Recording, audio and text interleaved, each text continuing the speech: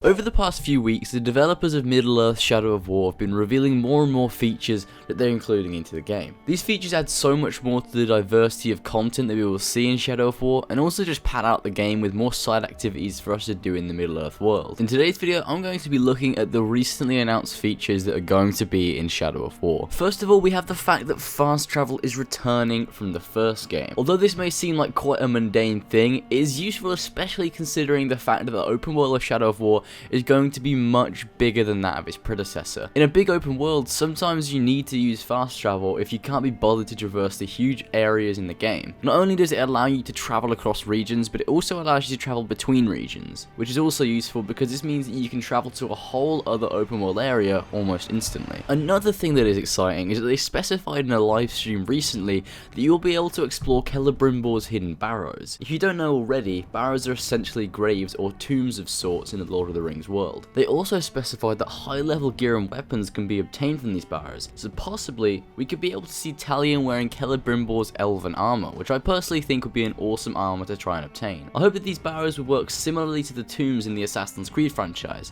mixed with the traditional dungeons from other RPGs.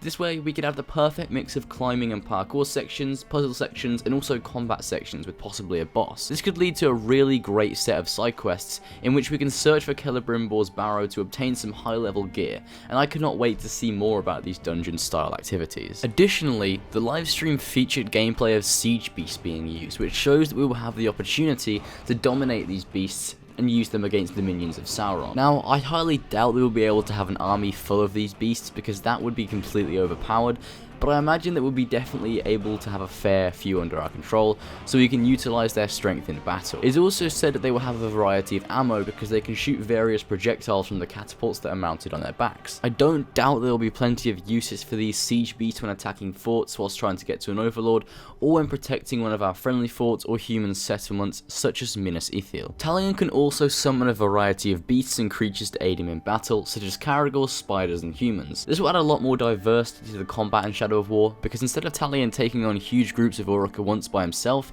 he will now be able to summon different allies to aid him in battle. It will also add more realism to the feel of the world, because there will be a wider range of different creatures, beasts, and humans in the game, which reflects what Middle-earth is more than the first game. Humans will also have an ally system similar to the Nemesis system that orcs have. You will most likely be able to order humans to attack certain orc settlements, or assign them to defend different areas of a friendly fort. This adds so much more to the game as a whole, because I feel as if Talion needed much more human contact, as he had very little of it in the first game, and all the human characters were very boring and stale. The humans will also play a much larger part in the story this time around. Furthermore, Talion will be able to use Celebrimbor's power to summon various different wraith weapons, such as the glaive we saw in the livestream, which does considerable amounts of damage, and a hammer that Celebrimbor can throw that will do an area of effect damage when surrounded by enemies. I'm sure there will be a lot more weapons of the archetype in the game, and I'm very excited to see more of them and what their abilities are. I also want to mention that the developers did specify that Talion will be able to swim in the game, which means that we will be seeing bodies of water that are large enough for us to swim across. This adds more variety to the types of terrain that there is in the open world,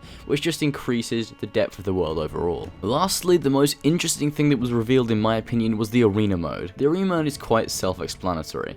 It is an activity in which Talion will be in some sort of combat zone and will fight waves of Uruk, or have a one-on-one with powerful enemies to claim the title of champion. Once the title of champion is achieved, then possibly orcs or humans will rally by your side because of your bravery that you showed when defeating countless foes in the arena. I also think it would be cool if this title could be challenged by newcomers to the arena, so if they fight you and you lose, then that arena becomes theirs and you have to take it back. The developers also stated that there will be an arena per region, so there won't be a shortage of arena fighting and conquering for us to be doing in Middle-earth Shadow of War. And yeah, that is basically everything, so I hope you guys enjoyed this video. I kind of wanted to just recap all of the recent information we've got due to the recent live streams of Shadow of War, and I'm really excited for this game, so be sure to go ahead and like and subscribe for more content in the future, and tell me why you're excited for Middle-earth Shadow of War in the comment section below. Also, I apologize if my voice sounds a bit strange in this video.